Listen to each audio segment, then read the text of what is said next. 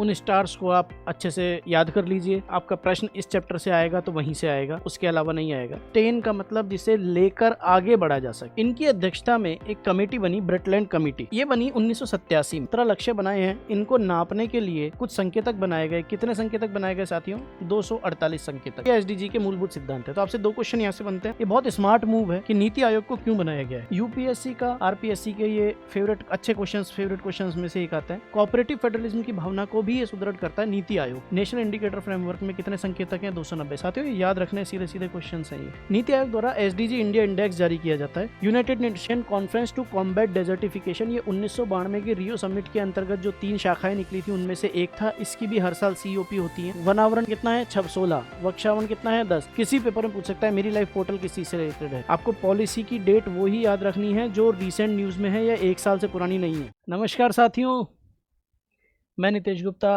Agastya academy के platform पर आप लोगों का स्वागत करता हूं। इकोनॉमिक सर्वे की क्लासेस हमने स्टार्ट की हैं और राजस्थान का इकोनॉमिक सर्वे और बेसिक इकोनॉमिक कॉन्सेप्ट्स के साथ आपको लेकर हम आगे चल रहे हैं। उसी कड़ी में आज हम एक छोटा चैप्टर, जो चैप्टर नंबर 7 आपके इकोनॉमिक सर्वे में दिया हुआ है, सस्टेनेबल एंड ग्रीन डेवलपमेंट, यानी कि सतत और हरित विकास, उसके ऊपर आज बातचीत करेंगे। संभावित प्रश्न देखेंगे, क्या क्या संभावित प्रश्न होते हैं, उन पे स्टार लगाते हुए चलेंगे। और आपके पास इतने 10-15 जो भी स्टार आज इकट्ठे हो जाएंगे, उन स्टार्स को आप अच्छे से याद कर लीजिए। आपका प्रश्न इस चैप्टर से आएगा तो वहीं से आएगा, उसके अलावा नहीं आएगा। साथ ही अपन कुछ और पेरिफेरल चीज़ें भी देखेंगे जो इकोनॉमिक सर्वे में नहीं दी हुई हैं, उसके आसपास की चीज़ें भी देखेंगे ताकि बेहतर एक समझ विकसित हो सके। तो साथियों हम आगे बढ़ते हैं। इस चैप्टर का नाम है सतत एवं हरित विकास, यानी कि ये चैप्टर 2 पार्ट में विभाजित है। एक है सतत विकास और एक है हरित विकास। सबसे पहले तो हमें ये समझना है कि सतत विकास और हरित विकास होते क्या हैं। एक एक करके समझते हैं। पहले सतत विकास क्या होता है। हैंड रिटन नोट्स हम आप लोगों को प्रोवाइड करा रहे हैं, उनके आप प्रिंट्स लेके रखिए। साथ में एक पेज ब्लैंक हर चैप्टर के बाद ऐड करके रखिए, ताकि आपको कुछ ऐड ऑन करना हो या पूरे चैप्टर का एक शॉर्ट नोट बनाना हो तो आप लोग उसको बना सकें। ज़्यादा अच्छा तरीका यह है साथियों, जैसे मान लीजिए आपका 10 पेज का एक चैप्टर बना, आप उसकी क्लास लीजिए, उसको पढ़ लीजिए और कोशिश कीजिए कि उस 10 पेज के क्रक्स को आप एक पेज में लिख सके, ताकि जब आपको लास्ट में याद करना हो, रिवाइज करना हो, तो आपको पूरा 100 पेज का इकोनॉमिक सर्वे जो आपके पास तैयार हो गया उसको पढ़ने की आवश्यकता ना पड़े और केवल 10 वो छोटे छोटे पेज पढ़ने पड़े। वो भी हम आपको बता दूंगा, मैं बता दूंगा आपको कि कैसे कैसे उस एक पेज को भी तैयार करना है। तो आगे बढ़ते हैं साथियों, आइए देखिए सतत विकास। सतत विकास का मतलब है, इंग्लिश में इसको बोला जाता है सस्टेनेबल डेवलपमेंट। सस्टेनेबल यानी ऐसा डेवलपमेंट जो कि सस्टेन किया जा सके। सस्टेन का मतलब जिसे लेकर आगे बढ़ा जा सके। अर्थात मतलब क्या है? वह विकास जिसमें वर्तमान मानव समाज अपनी आवश्यकताओं की पूर्ति इस प्रकार करे कि उसकी अगली पीढ़ियों की आवश्यकताओं की पूर्ति की क्षमता पर कोई प्रभाव ना पड़े। साथियों, सतत विकास की आवश्यकता क्यों है? विकास और सतत विकास में क्या अंतर है, हम ये समझते हैं। देखिए, जब व्यक्ति के पास संसाधनों की प्रचुरता होती है तब वह सतत विकास जैसे कॉन्सेप्ट्स के ऊपर बात नहीं करता है। ऐसे कॉन्सेप्ट्स के ऊपर ये आप इस उदाहरण के लिए मैं कहूँ तो जो इंडस्ट्रियल रिवोल्यूशन हुआ था, औद्योगिक क्रांति हुई थी, उस समय कोई सतत विकास का कॉन्सेप्ट नहीं था।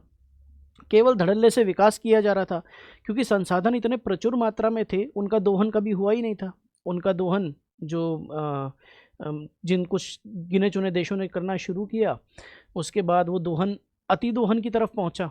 उसकी वजह से आगे आने वाले समय में, आगे आने वाले दशकों में, आगे आने वाले शताब्दियों में बहुत सारी चीज़ों में बदलाव हुए। पर्यावरण में बदलाव हुए, भूजल स्तर में बदलाव हुए, वायु प्रदूषण में बदलाव, वायु की क्वालिटी में बदलाव हुए, मौसमों में परिवर्तन तक देखे गए। तो साथियों, एक कहावत है कि जब आदमी का पेट भरा हुआ होता है तो वह ज्ञान की बातें तब वह ज्ञान की बातें करता है। लेकिन यहाँ पर चीज़ें थोड़ी सी अलग हैं। जब हमारे पास संसाधनों की प्रचुरता होती है तब हम संसाधनों को बचाने के ऊपर बात नहीं करते हैं, केवल उनका दोहन करते हैं। सतत विकास जैसे कॉन्सेप्ट तब माइंड में आते हैं जब संसाधनों का अभाव होने लगता है। जैसे कि मान लीजिए किसी क्षेत्र में, जैसा कि हमारा राजस्थान है, भूजल स्तर बहुत नीचे जा रहा है। हमें मालूम है कि हम हमारी पीढ़ी में तो भूजल स्तर का काम चला लेंगे, लेकिन अगली आने वाली पीढ़ियां क्या करेंगी? भूजल स्तर होगा ही नहीं, तो भूजल ज़मीन में जल होगा ही नहीं, तो फिर हम लेकर आते हैं कॉन्सेप्ट रेन वाटर हार्वेस्टिंग जैसे कॉन्सेप्ट्स आते हैं। हम जानते हैं दिल्ली में आप चले जाइए तो हर व्यक्ति पता नहीं कितनी सिगरेट्स के बराबर एक दिन में श्वास ले रहा है। तब हम लेकर आते हैं पॉल्यूशन टावर जैसे कॉन्सेप्ट की जो हवा को प्रदूषण मुक्त करें, एयर प्यूरीफायर जैसे कॉन्सेप्ट्स। लेकिन ये सब कॉन्सेप्ट्स क्या सफिशिएंट हैं?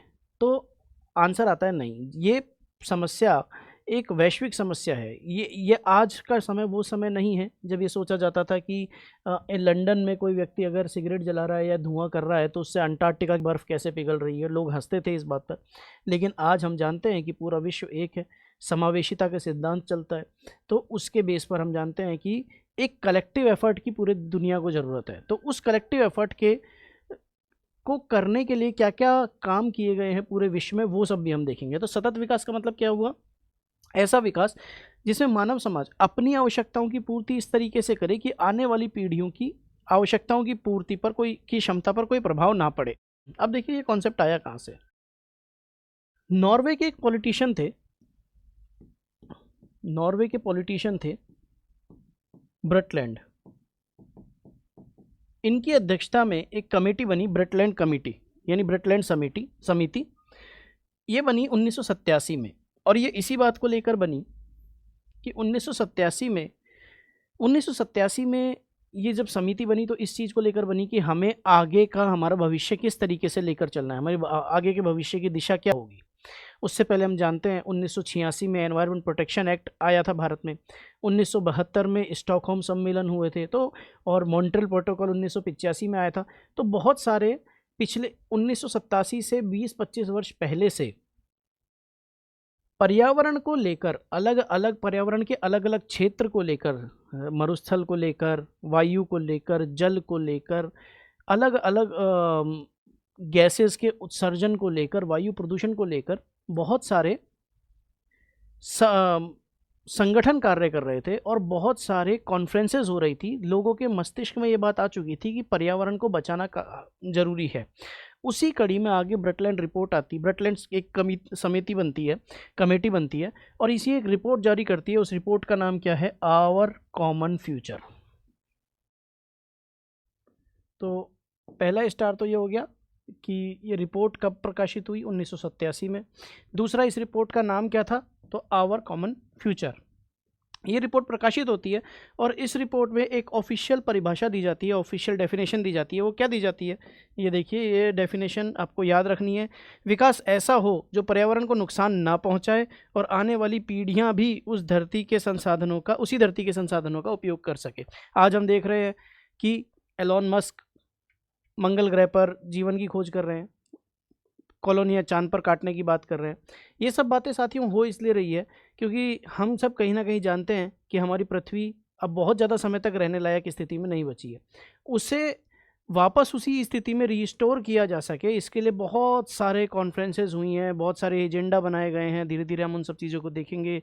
हर वर्ष कॉन्फ्रेंस ऑफ पार्टीज COP होती है, जो कि UNFCCC के अंतर्गत आती है, UNCBD के अंतर्गत COPs होती है, UNCCD के अंतर कॉन्फ्रेंस होती है। ये तीनों चीज़ें क्या हैं, ये कॉन्फ्रेंसेस क्या हैं, वो भी हम धीरे धीरे समझेंगे। तो ठीक है, 2 क्वेश्चन हमारे यहाँ से निकल कर आते हैं। अब आगे चलते हैं।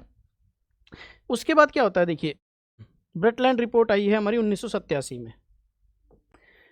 उसके बाद UNO के एक सत्र में 25 से 27 सितंबर 2015 को 70वें सत्र में ट्रांसफॉर्मिंग इंडिया, ये ट्रांसफॉर्मिंग और वर्ल्ड अपनाया गया। अभी हम इसके बारे में बाद में बात करेंगे। पहले ये देखिए, जब 1987 में ब्रटलैंड कमीशन ने अपनी रिपोर्ट दी तो दुनिया को समझ में आया कि पृथ्वी को बचाना जरूरी है। पृथ्वी को बचाना जो जरूरी है, उसके तत्वावधान में वर्ष 1996 से लेकर 2000 के बीच में, जबकि 2000 को फाइनल बोला जाता है, 8 डेवलपमेंट गोल दिए गए, 8 दिए गए विकास गोल, विकास लक्ष्य। इनको बोला गया मिलेनियम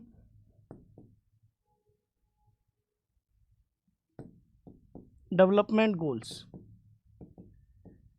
ये गोल क्या थे? 8 ऐसे क्षेत्र चिन्हित किए गए जिनके लिए अगले 15 वर्षों में, 15 वर्षों के लिए ये गोल बनाए गए कि अगले 15 वर्षों में यानी 2015 तक इन गोल्स पे काम किया जाएगा, इन गोल्स पे काम किया जाएगा। साथ ही ये एक फेस ये चल रहा था, पैरेलली इसी कड़ी में आगे देखते हैं हम, तो 1992 में एक समिट होती है, यानी एक शिखर सम्मेलन होता है। शिखर सम्मेलन का मतलब होता है साथियों ऐसा सम्मेलन जिसमें राष्ट्राध्यक्ष भाग लेते हैं। इस शिखर सम्मेलन का नाम दिया जाता है अर्थ समिट। अर्थ समिट रियो डी जेनेरियो में ये समिट होती है। और इस समिट से 3 संधियां निकल कर आती हैं, उनके नाम हैं UNFCCC, UNCBD और UNCCD, United Nation framework to combat climate change, United Nation conference on biodiversity और United Nations conference to control desertification. ये 3 के बारे में बात होती है। और यहीं पर सबसे पहले सतत विकास की बात होती है, केवल कि सतत विकास के बारे में हमें लेकर आगे बढ़ना है, सतत विकास की बात होती है। इसके 20 वर्ष बाद 1992 के 20 वर्ष बाद 2012 में एक और सम्मेलन होता है जिसे रियो +20 के सम्मेलन के नाम से जाना जाता है। और इसमें सबसे पहली बार सतत विकास को मूर्त रूप दिया जाता है इस कॉन्फ्रेंस में। तो आइए हम देखते हैं। 25 सितंबर 2015 को, अभी ये 2015 वाला छोड़िए, 70वें सत्र में, यूएनओ के 70वें सत्र में ट्रांसफॉर्मिंग आवर वर्ल्ड, वो था आवर कॉमन फ्यूचर, एक दस्तावेज अपनाया जाता है। उस दस्तावेज का टाइटल क्या है साथियों? ये देखिए, इसमें ये स्टार मार्क कीजिए इसको, ये भी आपका क्वेश्चन है। Transforming Our World the 2030 Agenda for Sustainable Development. ये कब तक के लिए अपनाया गया है? 2030 तक के लिए। 2015 तक के लिए मिलेनियम डेवलपमेंट गोल थे। 2016 से और 2030 तक के लिए एक एजेंडा बनाया जाता है, जिसमें एजेंडे में कहा जाता है कि हमें अपने वर्ल्ड यानी अपनी दुनिया को ट्रांसफॉर्म यानी रूपांतरित करने की आवश्यकता है। वर्ल्ड को रूपांतरित करने की आवश्यकता है। हमें डेली लाइफ स्टाइल में जो हम चीज़ों का उपयोग कर रहे हैं, जिन संसाधनों का उपयोग कर रहे हैं, उन्हें बचाने की आवश्यकता है। संसाधनों को शिफ्ट करने की आवश्यकता है। रिन्यूएबल एनर्जी पे शिफ्ट होने की आवश्यकता है। बहुत सारी चीज़ों के इसमें एजेंडा लिए जाते हैं। तो यहाँ पर ये डेट भी याद रखें, 25 से 27 सितंबर 2015 को ये यूएनओ के सत्र में किया जाता है। इससे पहले मैंने आपको बताया 8 मिलियन डेवलपमेंट गोल थे। और इसको ट्रांसफॉर्म करने के लिए, ट्रांसफॉर्मिंग आवर वर्ल्ड है, ट्रांसफॉर्म करने के लिए वर्ल्ड को 17 लक्ष्य निर्धारित किए गए। इन्हें बोला गया SDGs, सस्टेनेबल डेवलपमेंट गोल, सतत विकास लक्ष्य। और इनके ये जो 17 क्षेत्र थे, एक्चुअली ये 17 जो गोल हैं, ये 17 क्षेत्र हैं। भुखमरी है, शिक्षा है, लैंगिक समानता है, पानी पर जीवन है, धरती पर जीवन है। इनके लिए हर किसी के लिए कुछ टारगेट डिसाइड किए गए और टोटल 169 टारगेट्स डिसाइड किए गए। ये इन 169 टारगेट्स को 17 गोल्स के अंदर डिवाइड किया हुआ है। 1 जनवरी 2016 से प्रभावी हुआ। बैठक में 193 देशों ने भाग लिया। यूएनओ की आज की प्रासंगिकता जो भी हो, पर ये यूएनओ ने अच्छा काम किया था। एक शायर है, वो आज कहते हैं कि है अमन के वास्ते जग में बना यूएनओ, यूएसए की यस है, इसमें बाकी सबकी नो ही नो। तो वो प्रतीत होता भी दिखता है जब हम COP21 की बात करते हैं, पेरिस समझौते की बात करते हैं। डोनाल्ड ट्रंप उससे एग्जिट हो जाते हैं, जो बाइडेन उसमें वापस आ जाते हैं। तो बहुत सारी चीज़ें वो इंटरनेशनल लेवल पर चलती रहती हैं। हम आगे बढ़ते हैं।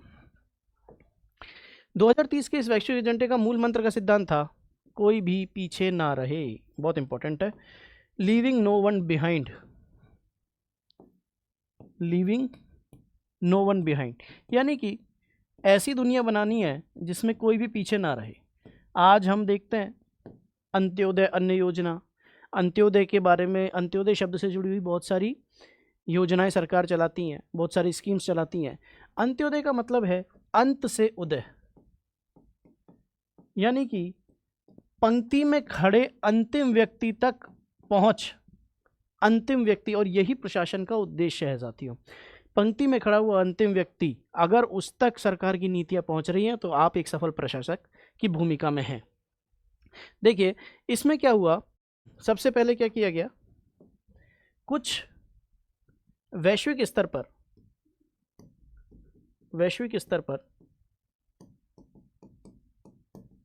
17 SDG बनाए गए। वो क्या हैं हम देखेंगे, उनको याद कैसे करना है वो भी देखेंगे। इनके लिए 169 टारगेट्स बनाए गए, लक्ष्य बनाए गए।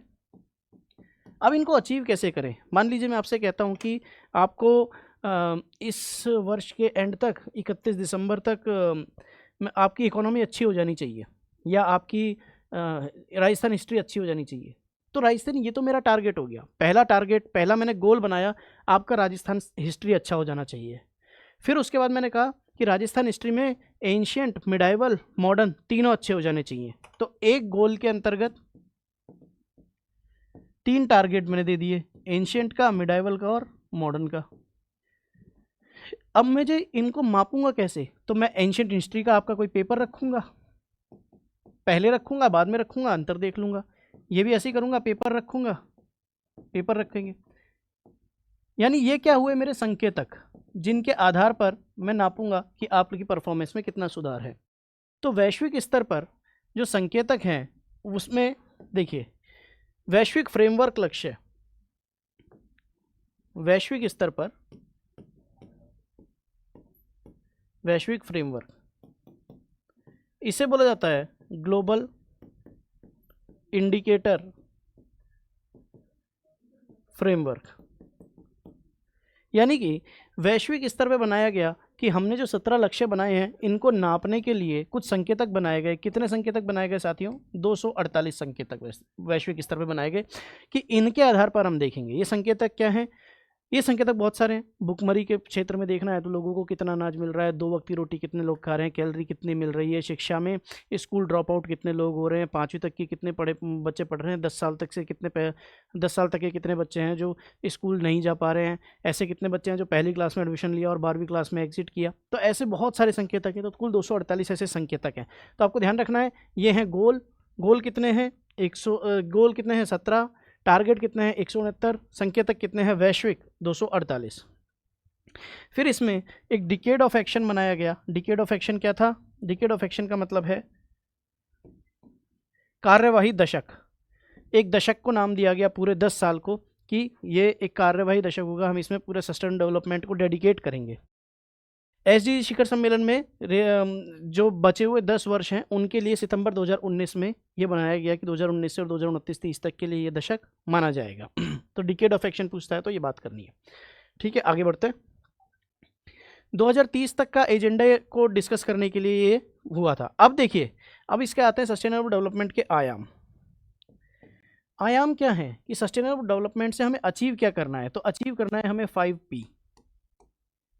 5P क्या क्या है, सबसे पहला है पीस, दूसरा है प्लेनेट, फिर है पीपल, फिर है प्रॉस्पेरिटी, फिर है पार्टनरशिप। ये क्या है, सस्टेनेबल डेवलपमेंट अगर गोल अचीव होते हैं तो क्या क्या होगा, प्लेनेट की रक्षा तो होगी ही होगी, मेन काम ही वही है। पीपल, लोगों के ऊपर कंसंट्रेशन होगा कि लोग अपने फुल पोटेंशियल के साथ काम कर सके, लोगों का जीवन स्तर सुधरे, क्वालिटी ऑफ लाइफ सुधरे, स्टैंडर्ड ऑफ लाइफ सुधरे।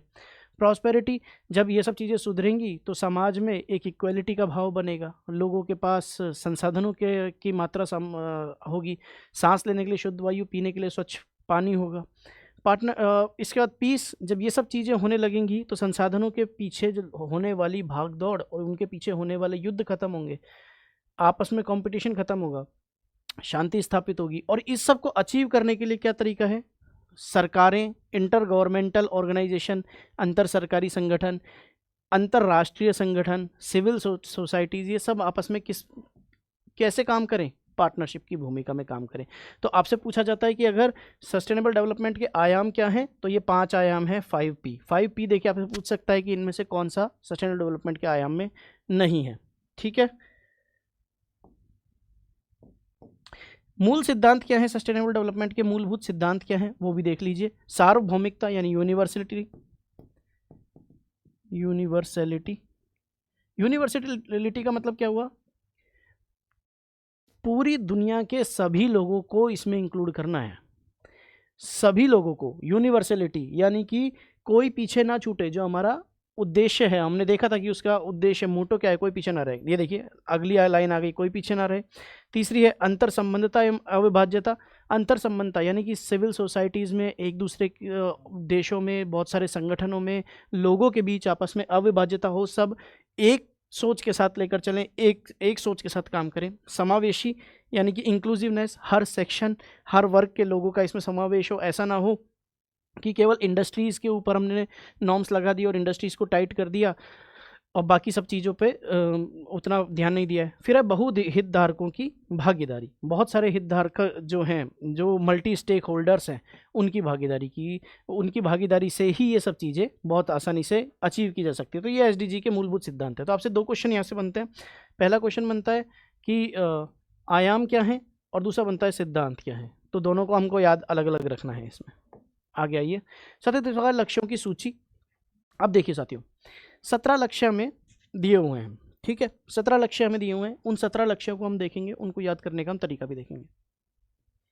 पहला लक्ष्य है SDG 1 है गरीबी का अंत, यानी कि गरीबी को मूलभूत समस्या माना गया है, जिसकी वजह से बाकी सब समस्याएं भी आ रही हैं।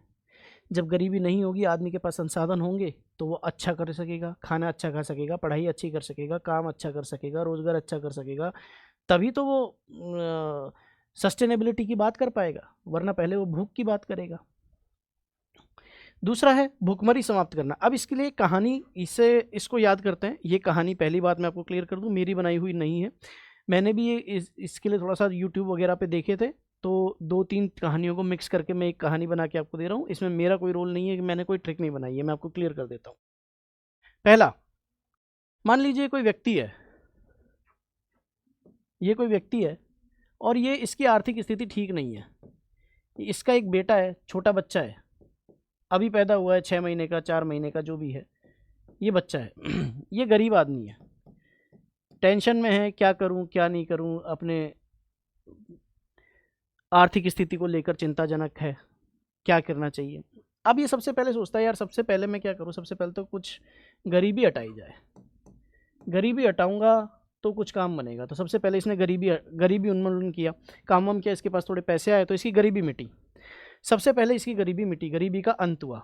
गरीबी का जब अंत हुआ तो ये खाना लेके आया, खाना लेके आके इसने बच्चों को खाना खिलाया, तो बच्चे भूखमरी से बचे। पहले जिंदा रहना ज़रूरी है। जब गरीबी के ये गरीब आदमी था, इसने कुछ अनाज लाया, दूध लाया, ब्रेड लाया, लाके और बच्चों को खिलाया, बच्चों की भूखमरी समाप्त हुई, यानी कि बच्चे भूख से बचे, बच्चों की भूख समाप्त हुई।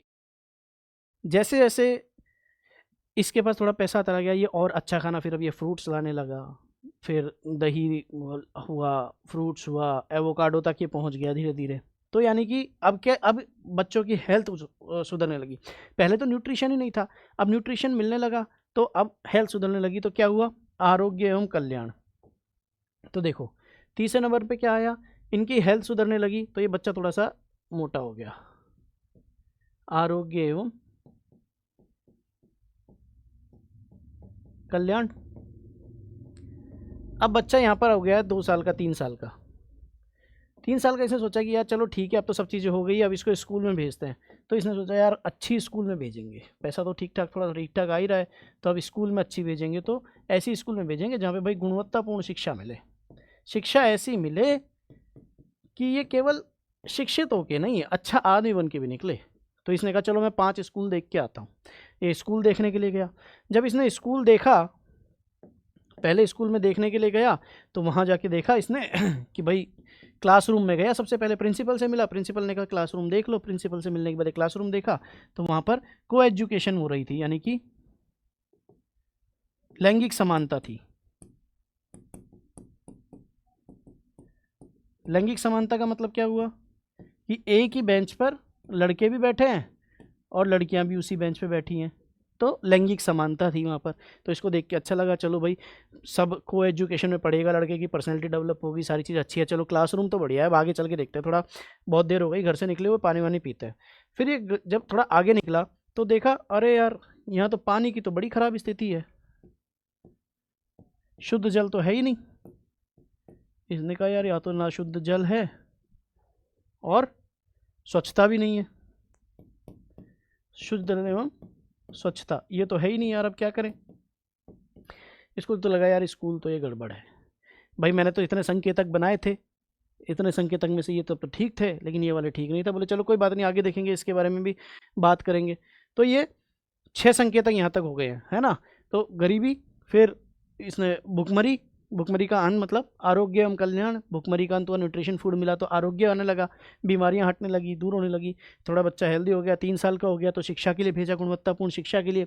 फिर लैंगिक समानता देखी उसने, अरे यार स्कूल तो बढ़िया है, शुद्ध जल एवं स्वच्छता थी। फिर अभी आगे बढ़ा 7वें नंबर पे, आपको नंबर के साथ भी याद रखना है इसको, है ना। और तो इसने देखा कि यार वहाँ पर ना जनरेटर से चल रही है चीज़ें और बड़ी महंगी बिजली है, क्योंकि बिजली के खंभे तो बहुत दूर दूर रह गए, तो ये तो पूरा दिन जनरेटर चला के रखते हैं, डीजल खूब होता है, धुआं खूब होता है। तो इसने कहा यार यहाँ पे तो भाई इंजीनियर आदमी हूँ मैं, इंजीनियर तो नहीं था खैर वो, उसने कहा यार मुझे थोड़ा सा काम वाम आता है, ऐसा करता हूँ यहाँ सोलर वोलर लगवा देता हूँ तो इनकी बिजली बन जाएगी, बिजली बन जाएगी तो मेरा बच्चा भी आराम से पढ़ेगा, गर्मी होगी, धूप होगी, पंखा चलता रहेगा कम से कम। तो इसने देखा अगला क्या, किफ़ायती एवं स्वच्छ ऊर्जा, किफ़ायती एवं स्वच्छ ऊर्जा। बोले यार चलो पानी की समस्या तो अभी सॉल्व हो जाएगी, बिजली की समस्या भी सॉल्व हुई। फिर उन्होंने देखा कि अब यार अब ये इसने ना बच्चों को यहाँ स्कूल की समस्याएं सारी ठीक हो गई। जब से स्कूल की समस्याएं सारी ठीक हो गई ना तो बच्चा आ गया 12वीं क्लास में। 12वीं क्लास में आने के बाद इसने पढ़ाई कर ली, कॉलेज वॉलेज कर लिया, तो उसने कहा भाई चल अब कुछ काम धंधा किया जाए। बोले काम क्या करे यार, तेरे को इतना अच्छा पढ़ाया, तेरे लिए स्कूल में लड़ा, पानी की व्यवस्था अच्छी कराई, बिजली की व्यवस्था अच्छी कराई, कुछ सम्मानजनक कार्य तो कर। तो उसने कहा सम्मानजनक कार्य करेंगे। बोले ठीक है सम्मानजनक कार्य कर ताकि तेरा भी आर्थिक विकास हो। बोले सम्मानजनक कार्य कर ना कुछ। उसने कहा पापा मैं भी थोड़ा लेबर का कार्य कर लेता हूँ। पापा ने कहा लेबर का कार्य तू कर ले, काम कोई छोटा बड़ा नहीं होता, पर तेरी एजुकेशन वो है कि तू कुछ और काम कर सम्मानजनक, और अपना अपना और परिवार का आर्थिक विकास कर, तेरी एजुकेशन का राष्ट्र को भी लाभ होना चाहिए। उसने कहा ठीक है पापा, तो ऐसा करो मैं उद्योग लगा लेता हूँ कोई। बोले यार ये ठीक रहेगा, तो उद्योग लगा, उद्योग कर। बोले लेकिन उसके लिए उद्योग में क्या करूं, आइडिया नहीं आ रहा। तो बोले कोई नवाचार कर, कुछ सोच क्या आइडिया लगाया जाए। फिर बोले कि ऐसा करते हैं कुछ ठेकेदारी कर लेते हैं, इंफ्रास्ट्रक्चर वाला काम कर लेते हैं। देखो उद्योग यानी इंडस्ट्री, नवाचार यानी इनोवेशन, और अवसंरचना यानी इंफ्रास्ट्रक्चर। आई वैसे भी नवा अक्षर है, अल्फ़ाबेट है, तो आई से इसको याद रखना है हमको, ठीक है। अब इसने इंडस्ट्री लगा ली, उसके बाद आया इसने लेबर रख लिए, इंडस्ट्री लगा ली, लेबर रख लिए। लेबर रखने के बाद इसने कहा कि भाई अब ऐसा है सब लेबरों को तनख्वाह देंगे, पहले जैसे मैं गरीब था, मेरे पिताजी गरीब थे, अब ऐसे से कोई गरीब नहीं होगा, सबको हम तनख्वाह देंगे और सबका स्तर ऊपर उठाएंगे। तो जो असमानताएं मैंने देखी थी, असमानता में कमी लेके आएंगे। ये देखिए ये हो गया किफ़ायती स्वच्छ ऊर्जा, सम्मानजनक कार्य में आर्थिक विकास। अब उसके बाद 10 तक हो गया, अब बात आई 11वें की। असमानताओं में कमी तो लेके आ गए वो, असमानता में कमी लेके आ गए, लेकिन उसको लगा यार अब तो अपन ने थोड़ा पैसा कमा लिया है, ऐसा करते हैं अब शहर चलते, दिल्ली विल्ली चल के रहा जाएगा। तो अब दिल्ली में जब ये रहा तो दिल्ली तो रहने लायक है नहीं, क्योंकि वहाँ तो भैया वो है क्या बोलते हैं, धुआं धूल प्रदूषण इतना है। तो उसने सोचा एक संधारणीय शहर बनाया जाए, सस्टेनेबल सिटी बनाई जाए, संधारणीय शहर, ऐसे शहर बनाए जाए, क्योंकि ठेकेदार तो ये था ही। बोले यार ऐसे शहर बनाते हैं, बिजनेस अपॉर्चुनिटी भी है, और कम्युनिटी सेंटर बनाएंगे, समुदाय के ऊपर देखेंगे, समुदाय के लिए देखेंगे, ठीक है साथियों। फिर उसके बाद जब ये यहाँ पर आया तो इस शहर में खर्चे बहुत ज़्यादा हैं। तो उसने कहा यार खर्चे बहुत ज़्यादा हैं, वो वाली आदत तो चलेगी नहीं कि कमरे से बाहर गए और बिजली चली छोड़ गए और एसी चला छोड़ गए। तो भैया उपभोग को हमको लिमिट करना पड़ेगा। तो उपभोग को लिमिट करने के लिए क्या करना पड़ेगा? उत्तरदायी उपभोग एवं उत्पादन। उत्तरदायी जवाब देना पड़ता है भैया कि आपने बिजली चालू क्यों छोड़ दी जब चले गए थे। तो उत्तरदायी उपभोग एवं उत्पादन, ये सब इसने कर लिया। अब क्या हुआ, ऐसी सोच के बहुत सारे लोग थे, बहुत सारे लोग एक शहर में आ गए, बहुत सारे लोग अपना अपना काम करने लगे, जलवायु परिवर्तन को उन्होंने आकर्षित किया। भाई इंडस्ट्रियल रिवोल्यूशन के टाइम पे भी तो यही हुआ था, गांवों से लोग शहरों में शिफ्ट हुए थे, लंदन की जनसंख्या बहुत ज़्यादा बढ़ गई थी, पॉल्यूशन इतना ज़्यादा बढ़ गया था, तो क्लाइमेट चेंज इसी वजह से तो हुआ। तो जलवायु के प्रति कार्रवाई, क्लाइमेट चेंज हुआ तो जलवायु, जब जलवायु कार्रवाई की तब देखा गया कि क्लाइमेट चेंज की वजह से वहाँ बाढ़ आ गई, बहुत ज़्यादा बाढ़ आ गई, तो सारा जलमग्न हो गया, तो जीवन जो था वो पानी के नीचे चला गया, तो जलीन जीवन, जलीन जीवन यानी लाइफ बिलो वाटर या लाइफ बिलो लैंड कह सकते हैं। फिर बाढ़ रुकी, धीरे धीरे पानी उतरा, तो लाइफ ऑन लैंड यानी स्थलीय जीवन, स्थलीय जीवन। अब लोगों को समझ में आ गया कि भैया यार ये तो ऐसा तो नहीं, काम नहीं चलेगा, लेकिन करें क्या, सब बर्बाद हो गए। जब सब बर्बाद हो गए तो इन्होंने एक चीज़ और सोची, बोले यार अब सब तो बर्बाद हो ही गए, एक काम करते हैं, बोले कि अब जो हमको काम करना है वो ये करते हैं। अरे भैया क्या हो रहा है ये, बोले अब हमको काम करना है, पहले तो भैया हमारा न्याय, पहले तो जो हमने पिछले कुछ सालों में उहापोह मचाई है, उठापटक की है, उसको शांत करते हैं। फिर हम न्याय की बात करेंगे, शांति, न्याय एवं अब कुछ संस्थाएं बनाएंगे। कौन सी संस्थाएं बनाएंगे? जो सुदृढ़ संस्थाएं होंगी, जो अच्छे से काम करेंगी, ऐसा नहीं किसी ने कुछ कह दिया और वो उसी के ऊपर संस्थाएं चल रही हैं। फिर क्या करेंगे, और लक्ष्यों के लिए बोले कि अब यार सब मिल के काम करेंगे, पहले कंपटीशन में चल रहे थे, अब लक्ष्यों के लिए साझेदारी करेंगे। ठीक है, तो देखिए वापस आते हैं, एक बार वापस देख लेते हैं। सबसे पहले व्यक्ति ने सोचा कि यार मेरा बच्चा है, इस गरीबी निपटाऊं पहले, फिर इनके भविष्य के बारे में सोचूंगा। तो पहला गरीबी का अंत। दूसरा आया, दूसरा क्या आया कि गरीबी के पास पैसे आए, उसने खाना खिलाया, भुखमरी का अंत, भुखमरी समाप्त। तीसरा SDG 3 क्या है, न्यूट्रिशन फूड मिलने लगा। तो जब गरीबी का और भुखमरी का अंत हो गया तो उनको न्यूट्रिशन फूड मिलने लगा, न्यूट्रिशन फूड मिलने लगा तो रोग मुक्त हुए, आरोग्य एवं कल्याण। फिर उन्होंने कहा बच्चा आप थोड़ा सा ठीक ठाक हो गया है, 3 साल का हो गया, इसको स्कूल भेजते हैं, स्कूल जाके स्कूल के लिए गुणवत्तापूर्ण शिक्षा, ऐसे स्कूल में भेजेंगे जहाँ पे शिक्षा गुणवत्तापूर्ण मिले। वहाँ जाके देखा एक ही बेंच पे लड़के लड़कियाँ बैठ के पढ़ रहे हैं, तो लैंगिक समानता है, बड़ा खुश हुआ। लेकिन आगे गया पानी पीने के लिए, देखा यहाँ तो गंदा पानी है, तो शुद्ध जल एवं स्वच्छता की वहाँ कमी थी। उसने कहा चलो कोई बात नहीं, बात करेंगे, शुद्ध जल एवं स्वच्छता की कमी थी। वो आगे गया, वहाँ पे देखा बिजली पानी जनरेटर से चल रही थी। बोले यार यहाँ तो किफ़ायती ऊर्जा का काम करना पड़ेगा, किफ़ायती ऊर्जा के काम के लिए किफ़ायती एवं स्वच्छ ऊर्जा, तो इसमें सोलर वोलर आ जाएगा। सम्मानजनक, फिर स्कूल ख़त्म हो गई, बोले कि अब सम्मानजनक कार्य करो, कुछ ऐसा कब तक काम करोगे, तो सम्मानजनक एवं कार्य एवं आर्थिक विकास हुआ। फिर 90 की बात आई तो आई इंडस्ट्री, इनोवेशन, और तीसरा क्या है, इंफ्रास्ट्रक्चर। ठेकेदारी वाला काम करने लग गया। उसने कहा अब लेबर अब मेरे पास रखूंगा, उनकी असमानताओं में कमी लेके आएंगे, समाज में जो समानता थी वो कमी, जो असमानता फैली हुई थी उसको कम करेंगे। फिर आए संधारणीय शहर बनाएंगे, दिल्ली चला गया। वहाँ पे दिल्ली जाने के बाद उसको समझ में नहीं आया, तो उसने कहा कि भाई ठीक है, तो खर्चा बहुत ज़्यादा हो रहा है, उपभोग उत्तरदायी करना पड़ेगा, बिजली पानी की बचत करनी पड़ेगी।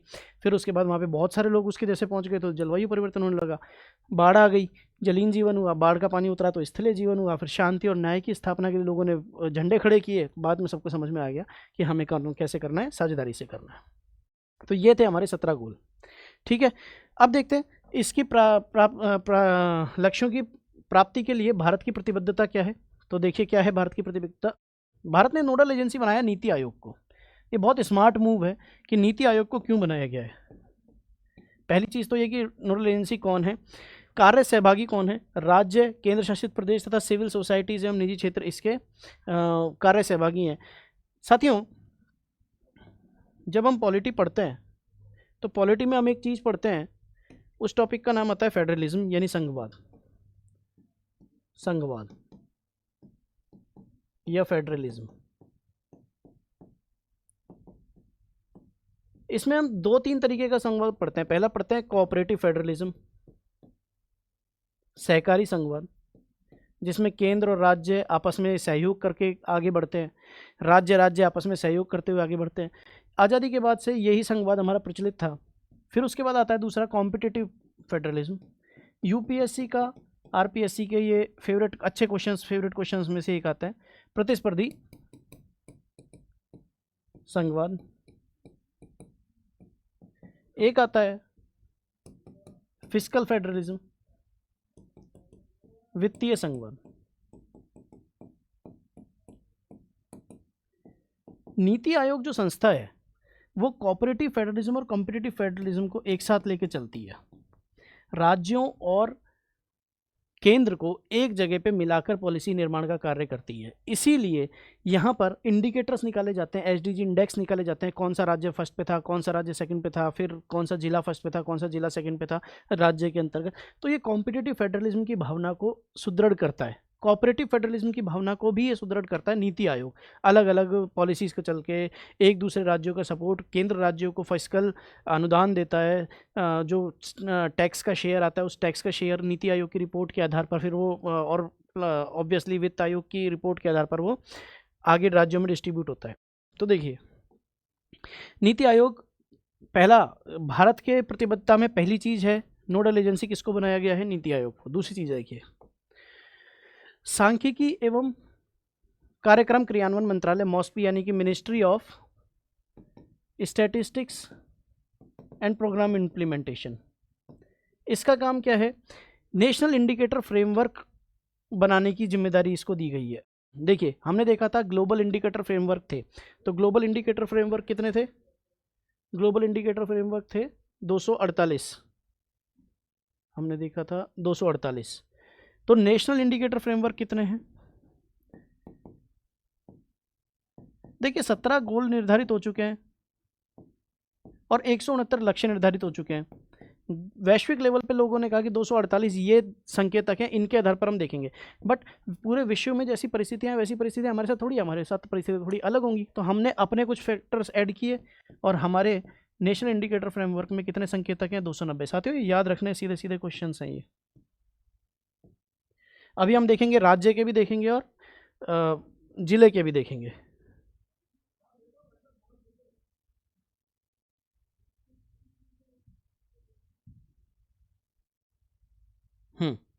तो ये नेशनल इंडिकेटर फ्रेमवर्क बनाने का कार्य किसको दिया गया है, मॉस्पी को। मॉस्पी क्या करेगा, NIF बनाएगा। कितने बनाए हैं, 290 बनाए हैं। खत्म, आपके 3 क्वेश्चन खत्म हो गए हैं यहाँ पर। तो ये क्या, इनसे क्या होगा, निगरानी की जाएगी। 2030 में देखा जाएगा, हर साल देखा जाता है कि कितने इंडिकेटर पे कौन सा राज्य कैसा परफॉर्म कर रहा है। अर्थात राष्ट्रीय एवं राज्य स्तर पर सतत विकास लक्ष्यों की मॉनिटरिंग का मुख्य आधार क्या है, NIF। वैश्विक आधार पर अगर मैं कहूँ पूरी दुनिया में मॉनिटरिंग करनी है तो मॉनिटरिंग का आधार क्या है, तो GIF ग्लोबल इंडिकेटर फ्रेमवर्क, और यहाँ पर क्या है, NIF नेशनल इंडिकेटर फ्रेमवर्क। ये राष्ट्रीय स्तर पर भी है और राज्य स्तर पर भी है, हमें दोनों याद रखना है। NIF देख के हम केवल ये ना कहें कि ये राष्ट्रीय स्तर पर ही होगा, राज्य स्तर पर भी यही है। नीति आयोग द्वारा SDG इंडिया इंडेक्स जारी किया जाता है।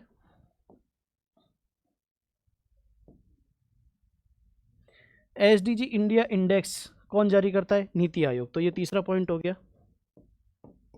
ये दूसरा पॉइंट था, ये तीसरा पॉइंट हो गया। फिर क्या किया जाता है, राज्यों को इस इंडिया इंडेक्स में क्या होता है, राज्यों को वो जो नेशनल इंडिकेटर फ्रेमवर्क हैं, नेशनल इंडिकेटर्स हैं 290, उनके आधार पर राज्यों को रैंकिंग दी जाती है और 4 कैटेगरी में बांटा जाता है। तो 4 कैटेगरी क्या क्या है, पहली कैटेगरी है अचीवर, दूसरी कैटेगरी है फ्रंट रनर, तीसरी कैटेगरी है परफॉर्मर और चौथी कैटेगरी है एस्पिरेंट। ये स्कोर 100 में से दिए जाते हैं और 100 से लेके 0 से लेके 50 तक का जो कैटेगरी है वो 49 तक की कैटेगरी एस्पिरेंट है, 50 से 64 तक की कैटेगरी परफॉर्मर है, 65 से 99 फ्रंट रनर है और चौथी है अचीवर। तो 4 कैटेगरी में इनको बांटा जाता है, ये होता है अचीवर, फ्रंट रनर, परफॉर्मर और एस्पिरेंट। ठीक है साथियों, आगे बढ़ते हैं। नीति आयोग द्वारा जारी किए गए इंडेक्स देख लीजिए, हम इंडेक्स देख लेते हैं। चौथा इंडेक्स लेटेस्ट है जिसको जारी किया गया है जुलाई 2024 में, हमें ये याद रखना है। कितने लक्ष्यों के लिए किया गया है, ये 16 लक्ष्यों के लिए किया गया है। कब, संकेतक कितने हैं इसमें, 113 संकेतकों का यूज़ किया गया है। भारत का स्कोर कितना है, 71। राजस्थान का स्कोर कितना है 67। अब देखिए राजस्थान कौन सी कैटेगरी में आएगा 67 में, फ्रंट रनर की कैटेगरी में, और भारत का स्कोर है 71, भारत भी फ्रंट रनर की कैटेगरी में।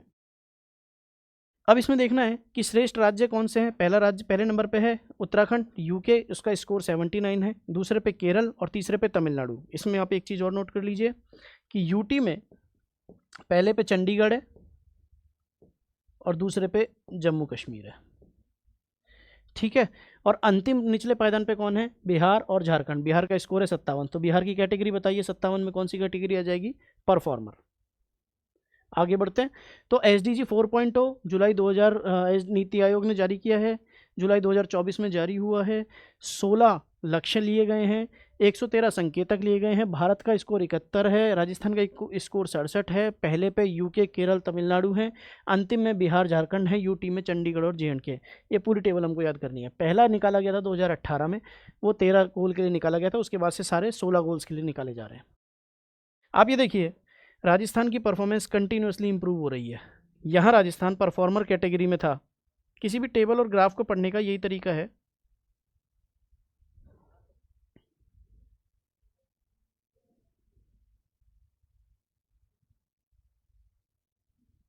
कहाँ गया, हाँ, यहाँ राजस्थान परफॉर्मर कैटेगरी में था, लेकिन यहाँ पर राजस्थान फ्रंट रनर कैटेगरी में आ गया है। तो आपसे सवाल ये पूछ सकता है कि पिछले इंडेक्स की तुलना में राजस्थान ने अपनी कैटेगरी ही चेंज कर लिया। बिल्कुल कर लिया, अच्छी कैटेगरी में आ गया। SDG के अनुसार भारत का राजस्थान से तुलना देखते हैं, भारत और राजस्थान में क्या तुलना रही है वो देखते हैं SDG के अनुसार। तो गोल देखिए, गोल नंबर 7 में भारत की बात करें तो गोल नंबर 7 में भारत का श्रेष्ठतम परफॉर्मेंस रही है, और राजस्थान की भी श्रेष्ठतम परफॉर्मेंस गोल नंबर 7 में ही रही है। भारत का स्कोर रहा है 96 और राजस्थान का स्कोर रहा है 100। बताइए गोल नंबर 7 क्या था। 6 नंबर गोल था हमारा, 5 नंबर गोल था लैंगिक समानता, 6 नंबर था शुद्ध जल और स्वच्छता, और 7वां नंबर क्या था, जब वो उसने देखा कि बिजली पानी पंखे नहीं चल रहे हैं तो किफ़ायती ऊर्जा। तो वही कैटेगरी है जिसमें भारत ने भी सबसे बेस्ट परफॉर्म किया है और राजस्थान ने भी सबसे बेस्ट उसी में परफॉर्म किया है।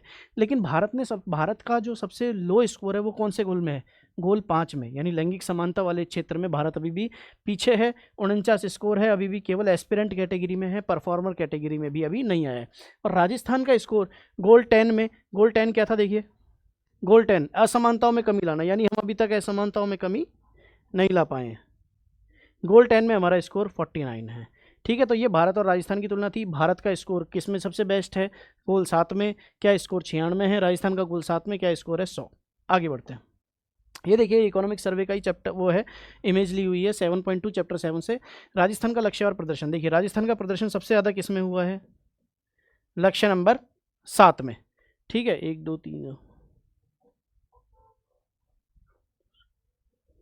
17वां लक्ष्य इसमें नहीं लिया गया है। आपने देखा होगा 16 लक्ष्य लिए हुए थे, 17वां लक्ष्य नहीं लिया हुआ है। तो राजस्थान का परफॉर्मेंस सबसे बढ़िया किस में है, गोल नंबर 7 में, और सबसे कम परफॉर्मेंस किस में है, ये देखिए रेड वाला, यानी किस में, असमानताओं में कमी। और भारत के लिए एक ग्राफ बनाएंगे तो भी ये ऐसा ही बनेगा, बस ये वाली चीज़ जो है ये गोल नंबर 5 में आ जाएगा। राजस्थान की भारत की प्रतिबद्धता देख ली हमने, नीति आयोग को बनाया है, मॉस्पी को बनाया है, इंडेक्स जारी किए हैं, इंडेक्स की रिपोर्ट्स देख ली हैं। अब देखते हैं हम राजस्थान की प्रतिबद्धता। राजस्थान ने क्या क्या किया है। राजस्थान का समग्र SDG स्कोर वर्ष 2020-21 में 60 से बढ़कर 23-24 में 67 रहा। ये मैं आपको बता ही चुका हूँ। परफॉर्मर से हम फ्रंट रनर की कैटेगरी में आ चुके हैं, जिसमें राज्य की स्थिति परफॉर्मर से देखिए, परफॉर्मर से फ्रंट रनर की कैटेगरी में हमने अपडेट किया है खुद को। संस्थागत ढांचा क्या है, हम देखेंगे अब संस्थागत ढांचा किस तरीके से हम यूज़ कर रहे हैं। नोडल विभाग हो गया आयोजना विभाग राजस्थान में। आयोजना विभाग के अंतर्गत आर्थिक एवं सांख्यिकी निदेशालय जो डायरेक्टरेट है उसमें एक डिवीजन बनाया गया है SDG को लेकर, वो SDG की मॉनिटरिंग करता है। फिर राज्य स्तरीय SDG क्रियान्वयन समिति एक कमेटी बनाई गई है, SDG की एग्जीक्यूटिंग कमेटी एक बनी हुई है। वो कमेटी मुख्य सचिव की अध्यक्षता में, उस कमेटी के अध्यक्ष मुख्य सचिव होते हैं, और मुख्य सचिव की अध्यक्षता में एक कमेटी बनाई गई है राज्य स्तरीय। और क्रियान्वयन के लिए 8 सेक्टरल वर्किंग ग्रुप बनाए गए हैं, सेक्टर वाइज वर्किंग ग्रुप बनाए गए हैं। वो कितने वर्किंग ग्रुप हैं, 8। और जिला स्तर पर अध्यक्षता जिला कलेक्टर करते हैं। तो ये जिला स्तर क्रियान्वयन, फिर राज्य स्तरीय क्रियान्वयन, आर्थिक निदेशालय, फिर नोडल विभाग कौन सा, आयोजना विभाग है। SDG 2 क्या क्या प्रयास किए गए हैं वो हम देख लेते हैं। पहले यहाँ एक डायग्राम देख लीजिए। तो राजस्थान ने SDG के लिए क्या क्या प्रयास किए हैं।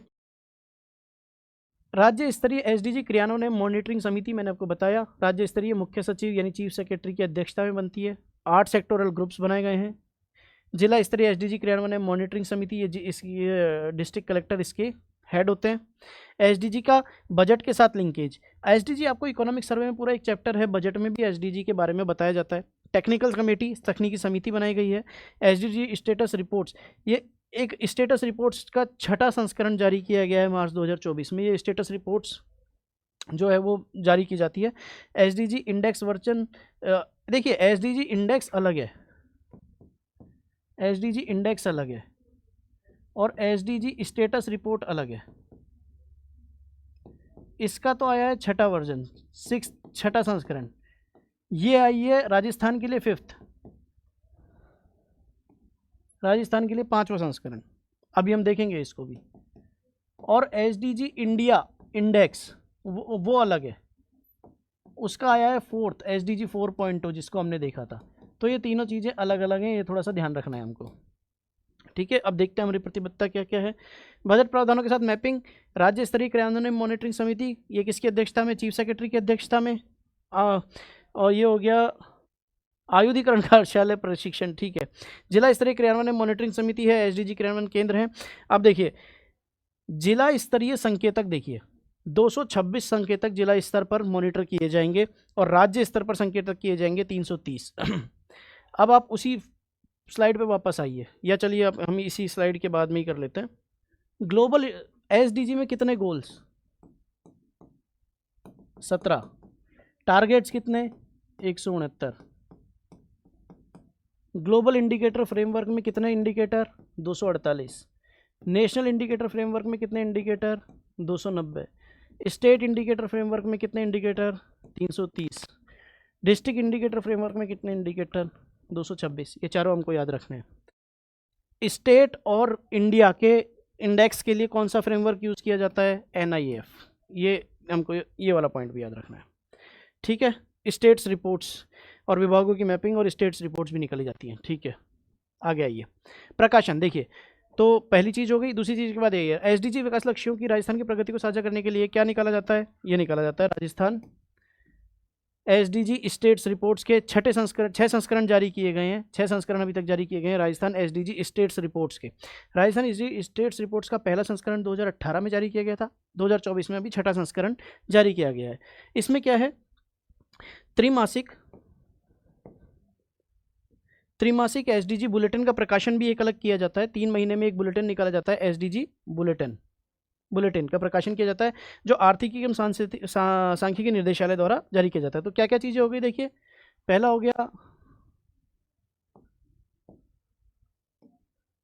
गया आपका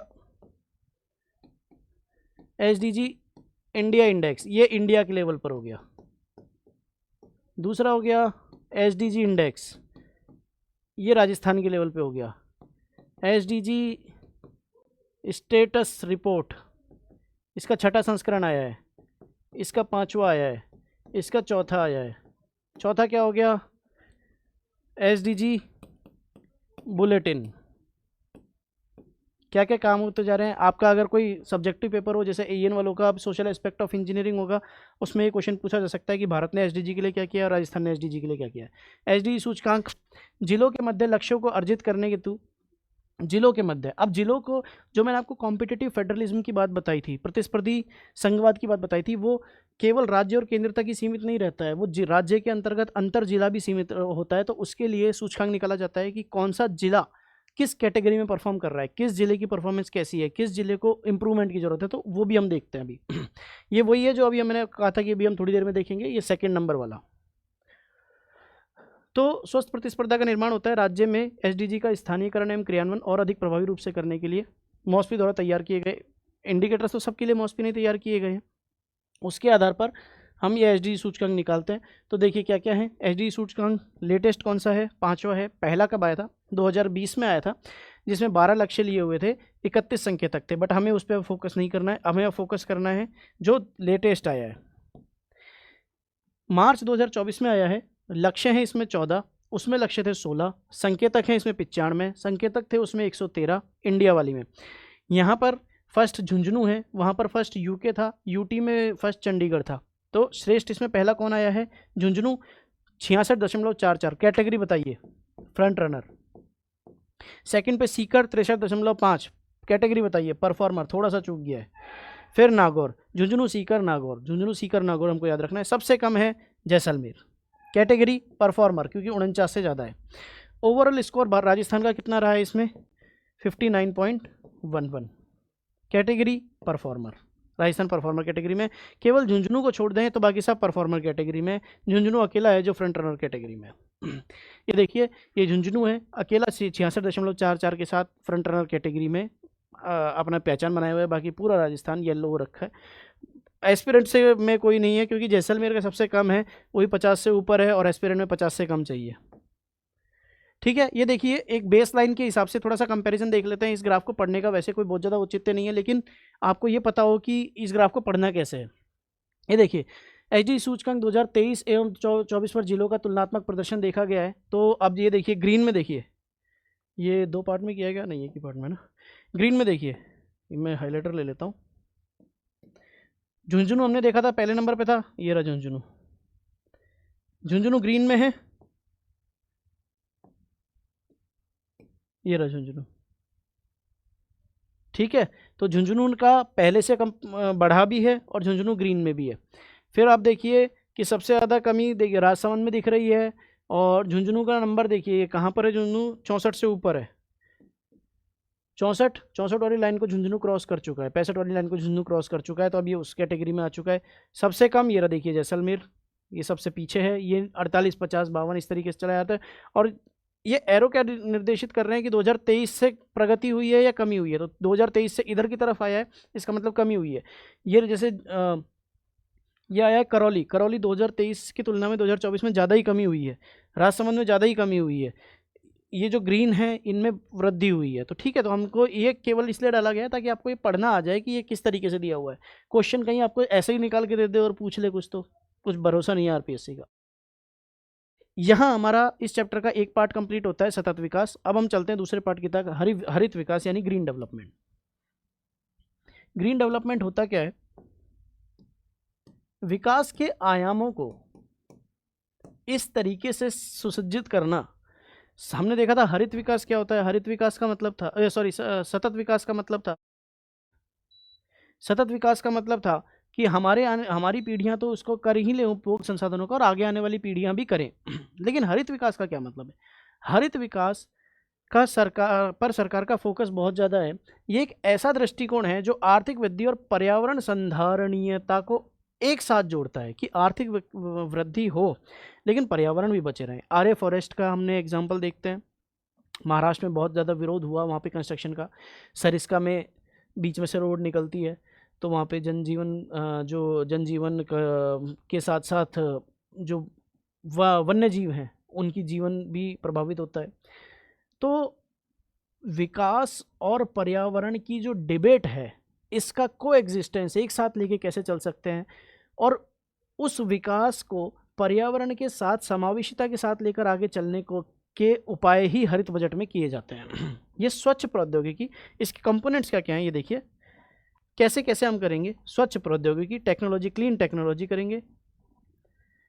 नवीकरणीय ऊर्जा, रिन्यूएबल एनर्जी, संसाधन में प्रबंधन यानी कि जो रिसोर्स है उनका अच्छा मैनेजमेंट हम करें। कार्बन उत्सर्जन अर्थव्यवस्था पर केंद्रित, यानी कार्बन उत्सर्जन जो है वो कम से कम होना चाहिए। तो आधार क्या है इसका? हरित का आधार है कार्बन उत्सर्जन मिनिमम। हरित बजट, हरित का मतलब हुआ कि कार्बन उत्सर्जन जो है वो मिनिमम से मिनिमम होना चाहिए। तो इसके लिए हम क्या करेंगे? हम ईवीज लगाएंगे, पेट्रोल डीजल के वाहनों की जगह ईवी पर फोकस करेंगे। हम ऊर्जा के क्षेत्र में तापीय ऊर्जा की जगह वायु ऊर्जा और पवन ऊर्जा पर फोकस करेंगे, सौर ऊर्जा और पवन ऊर्जा पर फोकस करेंगे। बहुत सारे काम करेंगे। पीएम मोदी जी ने 2026 के सीओपी में, जो यूएनएफसीसी की जो सीओपी हुई थी, उसमें मिशन लाइफ स्टाइल दिया था कि लाइफ स्टाइल में हम उन चीज़ों का यूज़ करें जो कि कार्बन उत्सर्जन कम करती हैं। जैसे सिंगल यूज़ प्लास्टिक की जगह हम जूट के बैग का इस्तेमाल करें। हम कार पूलिंग के ऊपर बात करें, जैसे दिल्ली में ऑड इवन चला था तो उस टाइम पे कार पूलिंग की बात हुई थी कि भाई जो सब एक साथ जाने वाले हैं वो लोग एक साथ जाएं, ताकि कार्बन उत्सर्जन को कंट्रोल किया जा सके। आजकल गाड़ियों में DEF यानी यूरिया का यूज़ किया जाता है, उसका कारण यही है कि वो जो इमिशन होता है उसको कम से कम रख सके। व्हीकल स्क्रैप पॉलिसी लेके आए हैं, EV पॉलिसी लेकर आए हैं, क्लीन एनर्जी पॉलिसी लेके आए हैं, इंटीग्रेटेड क्लीन एनर्जी पॉलिसी। रेत की जगह, रिवर सैंड की जगह हम एम सैंड का यूज़ कर रहे हैं। तो ये सब चीज़ें हरित बजट के अंतर्गत ही आती है कि हमको पर्यावरण को ध्यान में रखते हुए सब चीज़ें करनी है। लक्ष्य क्या है? प्राकृतिक संसाधनों का संरक्षण होना चाहिए और भविष्य की पीढ़ियों के लिए समृद्धि सुनिश्चित करना, वही है। थोड़ा सा पर्यावरण पे फोकस इसमें ज़्यादा रहेगा। राजस्थान का क्या विजन है? समृद्ध वन, ये याद रखना है हमको। समृद्ध वन, स्वस्थ वन्य जीवन और स्वच्छ पर्यावरण।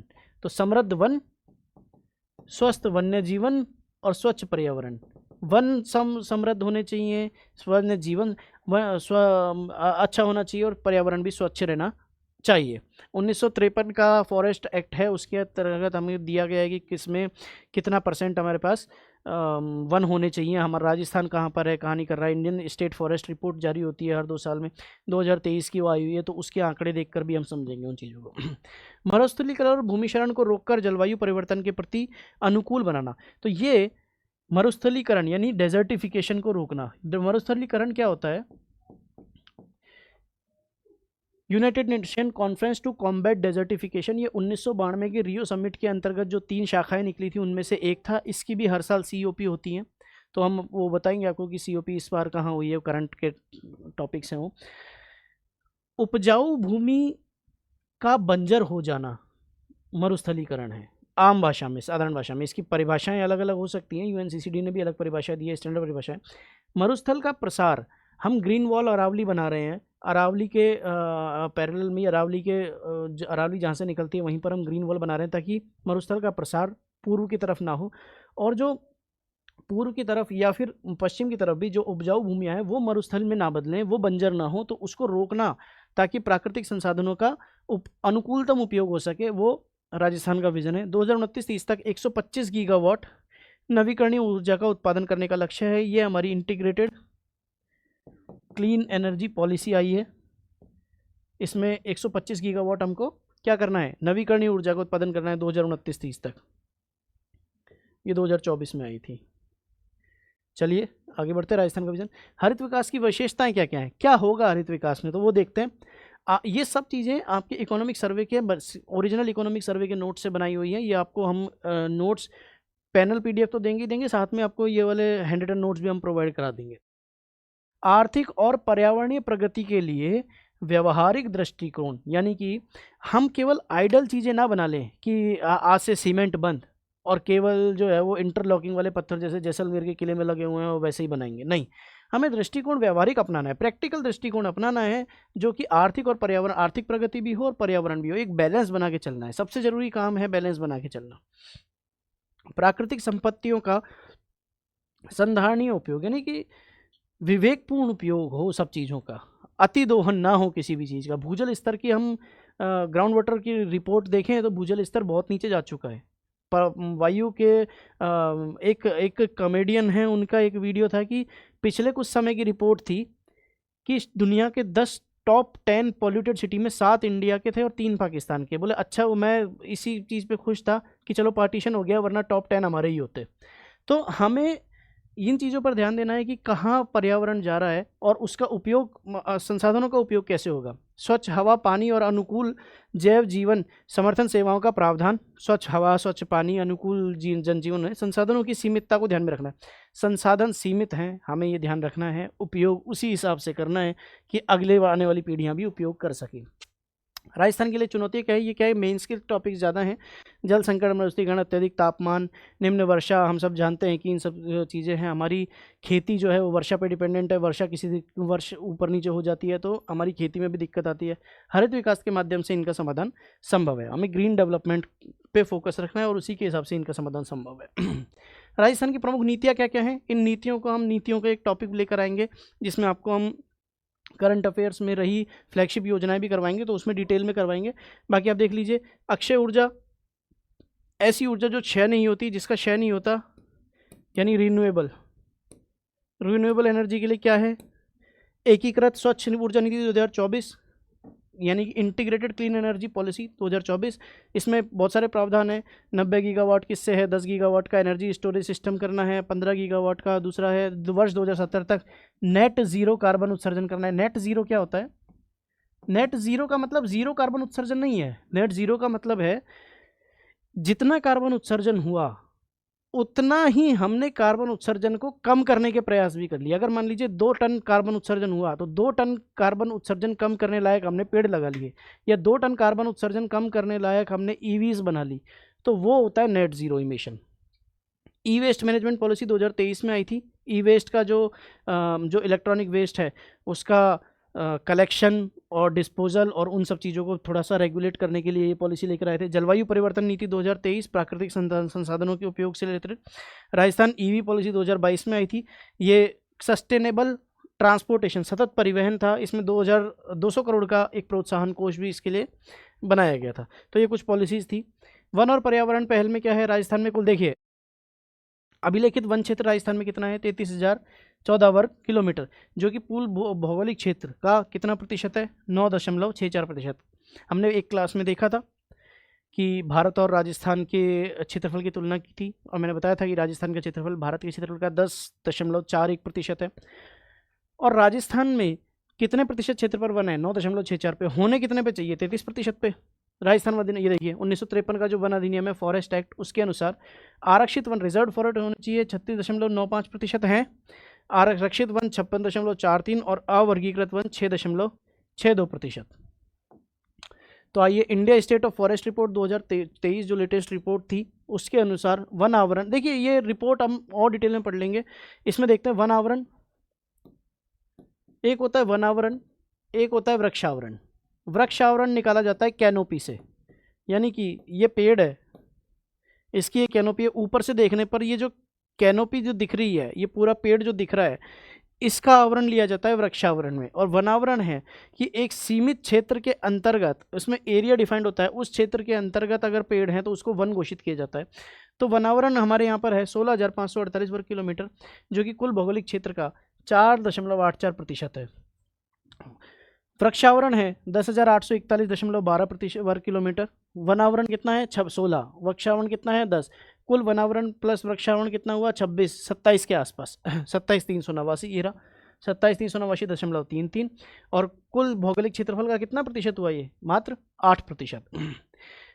सीएम साहब ने एक पेड़ माँ के नाम एक प्रोग्राम चलाया था, जिसमें सबको एक पेड़ लगाने के लिए कहा गया था। लक्ष्य है 3 करोड़ वृक्षारोपण का लक्ष्य बनाया गया था।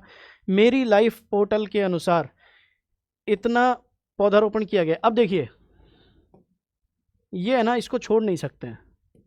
ज्ञान संकल्प पोर्टल आरएस मेंस में पूछा गया था। मेरी लाइफ पोर्टल इकोनॉमिक सर्वे में लिखा हुआ है, तो भैया कभी भी पूछ सकता है, किसी पेपर में पूछ सकता है मेरी लाइफ पोर्टल किस चीज़ से रिलेटेड है। मेरी लाइफ पोर्टल किस चीज़ से रिलेटेड है?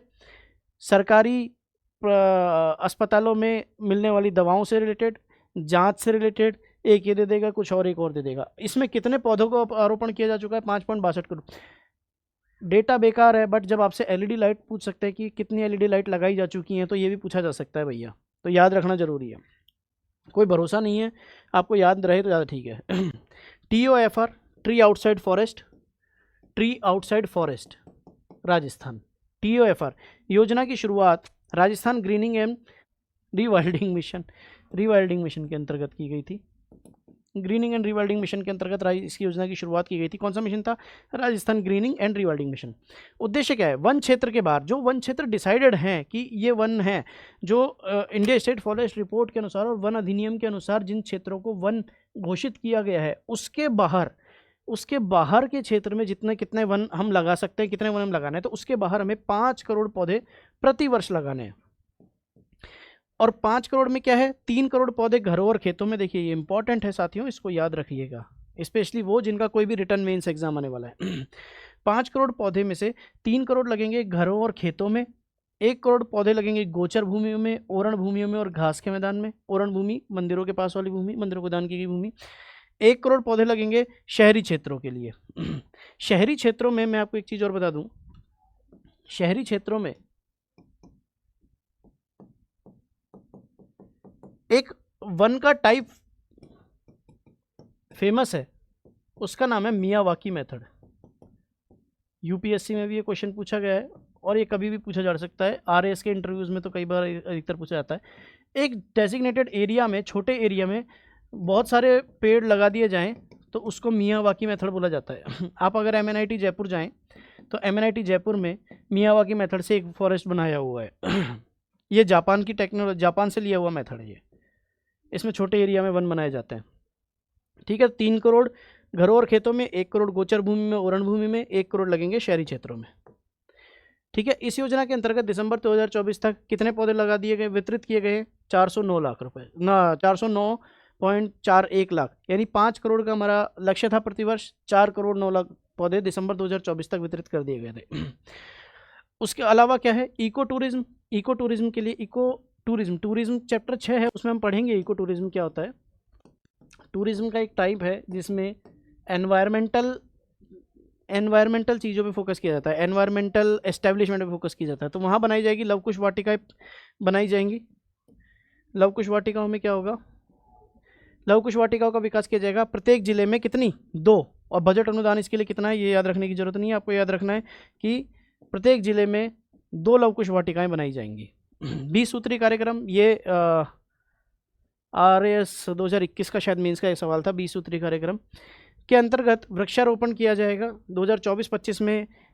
1,18,369 हेक्टेयर पर 578 लाख पौधे रोपे गए हैं। डेटा बहुत ज़्यादा इंपॉर्टेंट नहीं है, एक बेसिक आइडिया होना चाहिए। क्वेश्चन डायरेक्ट कुछ अटपटाई पूछ ले और आपको एक क्लिक कर जाए तो ये क्वेश्चन बोनस हो जाते हैं, आप लोगों के लिए बोनस हो जाएंगे, मतलब जिसको याद होगा। 20 सूत्री कार्यक्रम के अंतर्गत वृक्षारोपण में इतने पौधे होंगे।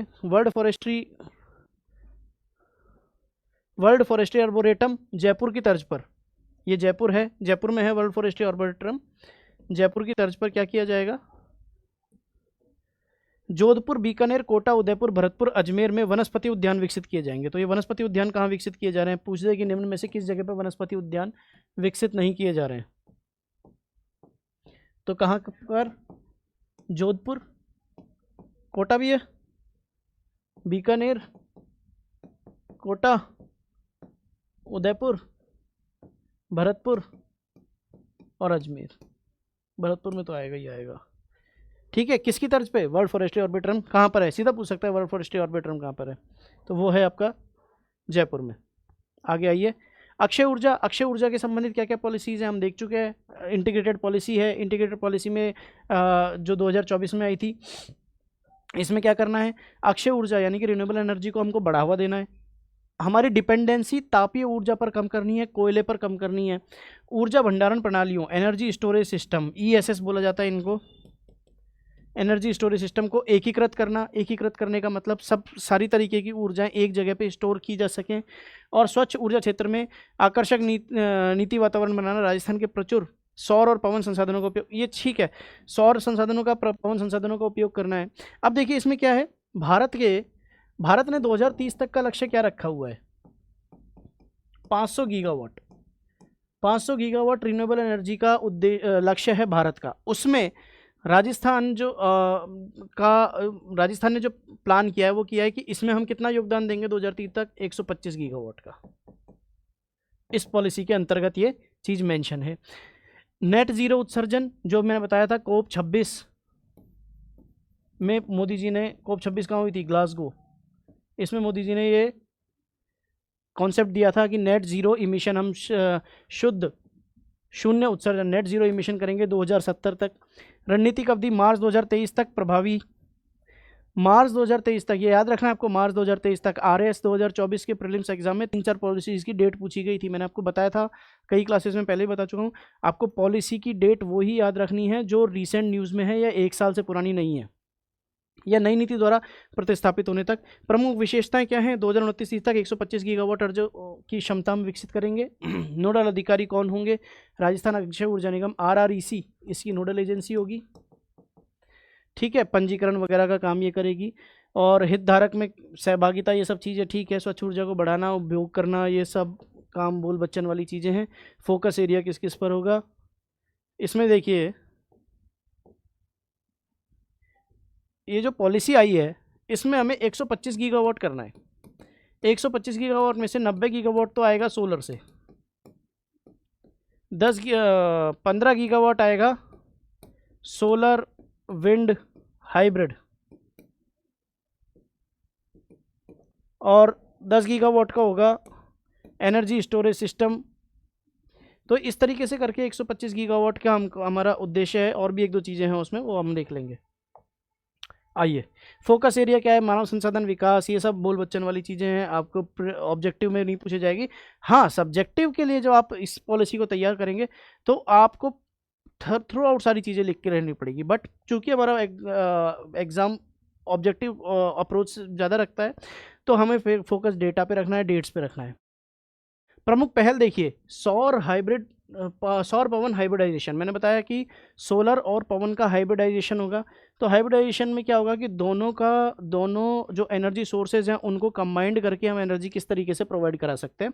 तो ये एक नई टेक्नोलॉजी है, जिसकी टेक्नोलॉजी तो नई क्या है, एक नया कॉन्सेप्ट है जिसकी हेल्प से हम सोलर और विंड, ये सोलर है और ये आपकी विंड मिल है, विंड मिल और सोलर मिल, यहाँ पे एक कंट्रोलर लगता है और ये दोनों एक साथ एनर्जी प्रोड्यूस करते हैं, कभी ये करते हैं कभी ये करते हैं। ऊर्जा परिवर्तनशीलता को कम करना, ग्रिड की स्थिरता बढ़ाना। इससे होगा क्या साथियों, कभी धूप नहीं चल रही है लेकिन हवा चल रही है तो भी हमारी एनर्जी बनेगी, और कभी ऐसा है कि हवा बिल्कुल नहीं चल रही है, जैसलमेर की तरफ जाएंगे तो देखते रास्ते में पवन चक्कियाँ बंद पड़ी हुई हैं, पंखे घूम नहीं रहे हैं, धूप चिलचिलाती है, तो वहाँ पर सोलर का भी एनर्जी प्रोड्यूस होगी सेम एरिया में। ऊर्जा भंडारण प्रणाली, एनर्जी स्टोरेज सिस्टम और ग्रीन हाइड्रोजन। इसमें क्या होगा, अक्षय ऊर्जा की रुकावट को दूर करने के लिए ग्रिड विश्वसनीयता। अब देखिए, हमारा फोकस हमेशा ग्रिड स्टेबिलिटी पर ज़्यादा है।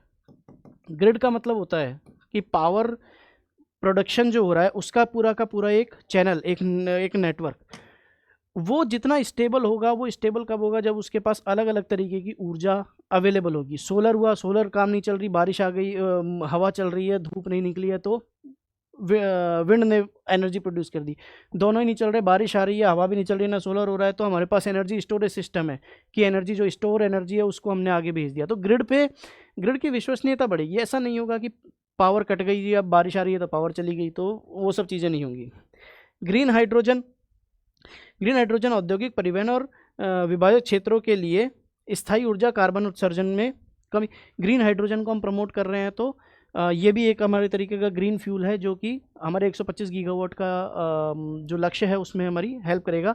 हाइड्रोजन पॉलिसी भी हम लेके आए हैं, तो उसमें भारत के लेवल पर हमारे टारगेट्स अलग हैं, राजस्थान के लेवल पर भी हमारे टारगेट्स अलग अलग हैं। डिसेंट्रलाइज्ड उत्पादन, विकेंद्रीकृत उत्पादन। ऐसा नहीं हो कि ये एक मेरा उत्पादन सेंटर लगा हुआ है और यहीं से सब जगह बिजली जा रही है, अगर इसमें कुछ भी खराबी आ गई तो सब जगह की बिजली कट हो गई।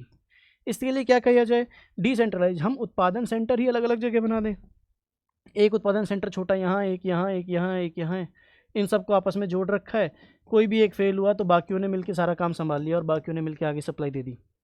इसका उदाहरण बताइए, स्टैंड अलोन सोलर पंप्स जो कुसुम योजना के अंतर्गत दिए जा रहे हैं, अगर वहाँ पे सप्लाई नहीं आती है तो वो ऊर्जादाता, अन्नदाता से ऊर्जादाता, वो ऊर्जा आगे प्रोड्यूस कर देगा। या फिर ऑन ग्रिड सोलर सिस्टम्स, जो कि रूफटॉप सोलर सिस्टम छतों के ऊपर लग रहे हैं, खेतों में लग रहे हैं, ऑन ग्रिड यानी ग्रिड से जुड़े हुए हैं, जितना यूज़ करना है कर लिया, बाकी आगे बेच दिया। उनकी सैलरी इनकम भी, फार्मर्स की इनकम भी उससे बढ़ती है। किसानों की आय को दोगुना करने का जो संकल्प है उसमें ये फैक्टर भी एक काम करता है। तो सोलर रूफटॉप और विकेंद्रीकृत ग्रिड कनेक्टेड परियोजनाएं, ट्रांसमिशन लॉस, बिजली को एक जगह से दूसरी जगह बेचने में लॉस ज़्यादा होता है। अब मान लीजिए मेरा ग्रिड अगर यहाँ पर है और मुझे बहुत दूर भेजना है तो यहाँ पे लॉस ही बहुत ज़्यादा हो जाएगा। क्यों ना मैं बीच में एक छोटा ग्रिड बना दूँ, ताकि वो विश्वसनीयता भी बनी रहेगी, बिजली सप्लाई भी ज़्यादा मिलेगी और लॉस भी नहीं होंगे। नीति के क्रियान्वयन में प्रोत्साहन और समर्थ, रूफटॉप सोलर सिस्टम रूफटॉप पर लगाए जाएं। नेट और ग्रॉस मॉनिटरिंग की, नेट मीटरिंग और ग्रॉस मीटरिंग, दो तरीके की मीटरिंग होती है, नेट और ग्रॉस का मतलब टोटल कितना हुआ, टोटल रीडिंग कितनी आई मीटर में। इस मीटर में एक तो आई है बिजली बोर्ड की सप्लाई, RSEB की सप्लाई, एक आई है सोलर की सप्लाई, ये कंजम्पशन हो गया, घर में चली गई। 500 यूनिट आई टोटल, इसमें से 350 यूनिट सोलर ने जनरेट कर ली, तो इसका बिल कितने का आएगा, 150 यूनिट का, क्योंकि 350 तो इसी ने कर ली। तो ये 150 तो होता है नॉट और नेट, और ये जो 500 है ये होगा ग्रॉस। तो इनकी व्यवस्था करना। फोटोवोल्टिक PV सिस्टम की स्थापना को बढ़ावा देना। फोटोवोल्टिक सिस्टम क्या होता है साथियों, सोलर प्लेट्स जो होती हैं वो फोटोवोल्टिक सेल्स की बनी हुई होती हैं, जिन पे फोटोन्स यानी रोशनी पड़ती है, तो वो केमिकल रिएक्शन होती है और वो बिजली जनरेट करती है। Of grid applications, of grid यानी कि ऑफ ग्रिड एप्लीकेशन का मतलब वो ग्रिड से कनेक्टेड नहीं है, वो ऑफ ग्रिड है। मतलब जैसे जो ऑनलाइन में बता रहा था कि ऑन ग्रिड और ऑफ ग्रिड दो होते हैं, तो ये ऑफ ग्रिड की बात है। और हम पार्क्स बनाएंगे, रिन्यूएबल एनर्जी पार्क्स। ठीक है, रिन्यूएबल एनर्जी के लिए क्या क्या इनिशिएटिव है, बस ये बस पीएम सूर्य घर योजना, ये इसकी डेट हमें याद रखनी है, 13 फरवरी 2024 को ये स्टार्ट की जाती है भारत सरकार द्वारा। उद्देश्य है 1 करोड़ घरों में सोलर रूफटॉप संयंत्र लगाने हैं, 300 यूनिट प्रति माह जनरेट करना है। प्रोत्साहन कितना दिया जाएगा, अनुदान दिया जाएगा मैक्सिमम 78,000 रुपये का 3 किलोवाट तक के कनेक्शन के लिए, और उससे ऊपर भी जाता है कनेक्शन तो भी 78,000 रुपये का मैक्सिमम अनुदान इसमें दिया जाएगा। रियायत दी जाएगी बैंक ब्याज में। राजस्थान का लक्ष्य है 5 लाख घर। ये 1 करोड़ घरों का जो पूरे भारत सरकार का उद्देश्य है, पूरे भारत सरकार का लक्ष्य है, उसमें से 5 लाख घर राजस्थान को अलॉट किए गए हैं, राजस्थान का लक्ष्य है। दिसंबर 2024 तक 22,000 उपभोक्ताओं के लिए 111 मेगावाट बिजली की जनरेशन हम कर चुके हैं। पीएम किसान ऊर्जा सुरक्षा एवं उत्थान महाअभियान, पीएम किसान ऊर्जा सुरक्षा एवं उत्थान महाअभियान, पीएम कुसुम योजना, इसके अलग अलग कंपोनेंट हैं। किसानों के लिए of grid solar pump. Of grid का मतलब क्या है, मैं आपको बता देता हूँ। जैसे मैंने आपको पिछले में बताया था कि ये मेरा मीटर लगा हुआ है बिजली का, ये बिजली की सप्लाई आ रही है और ये आ रही है सोलर पैनल मैंने खेत में लगा रखा है। अगर मैं ये जनरेट की हुई बिजली को बिजली सप्लाई वालों को वापस बेच देता हूँ और ये इस ग्रिड से कनेक्टेड है, तो मैं बोलूँगा इसको ऑन ग्रिड। और अगर मैं ये केवल अपने लिए लगा रहा हूँ और बेच कहीं नहीं रहा हूँ, केवल अपने यूज़ के लिए लगा रहा हूँ, तो इसको मैं बोलूँगा ऑफ ग्रिड। तो ये ऑन ग्रिड और ऑफ ग्रिड का अंतर है। तो कुसुम योजना में क्या है, किसानों के लिए ऑफ ग्रिड सोलर पंप लगाने हैं और ग्रिड कनेक्टेड सोर्स प्लांट लगाने हैं। तो दो चीज़ें हैं, पंप तो कैसे हैं, ऑफ ग्रिड, और प्लांट कैसे हैं, ऑन ग्रिड। क्योंकि पंप तो छोटे लगेंगे, 7.5 HP तक के पंप लगेंगे, इससे ज़्यादा क्या होगा। 3 इसमें कंपोनेंट है। कंपोनेंट ए, राजस्थान ऊर्जा नियम RECL द्वारा लगाया जा रहा है, कितने मेगावाट है वो जरूरी नहीं है। कंपोनेंट बी, सौर ऊर्जा संयंत्रों को स्थापित करने के लिए ये सौर, इसमें प्लांट्स हैं, प्लांट्स के लिए किया जाएगा। और component C, feeder level solarisation, हम योजनाएं पढ़ाएंगे उसमें आपको डिटेल में बताएंगे। 4,444 मेगावाट के 1753 संयंत्रों के लिए लेटर ऑफ अवार्ड LOA जारी किए गए हैं। ये लाइन किसी काम की नहीं है, आपके क्या लिखी हुई थी तो हमने भी लिख के दे दी है। और ये इसमें सोलर पंप कवर किए जाएंगे। ये लाइनें आपके तब यूज़ में आती हैं जब आपका मेंस का एग्जाम हो और आपको डेटा लिखने हो। ठीक है, तो 36 संयंत्र इसमें स्थापित किए। कृषि पंप इसमें कवर कितना है ये ध्यान रख लीजिए, 3.13 लाख कृषि ये इसमें कवर है। राजस्थान राज्य खान एवं खनिज limited, Rajasthan state mines and mineral limited, इसका इनोवेशन क्या क्या किया है देखिए। ये भी कुछ इनोवेशन कर रहे हैं। Mines and mineral, M sand की बात कर रहे हैं, रिवर सैंड को एम सैंड से रिप्लेस कर रहे हैं। माइन मिनरल पॉलिसी, नई मिनरल पॉलिसी लेके आई है। राजस्थान को मिनरल्स का अजायब घर कहा जाता है।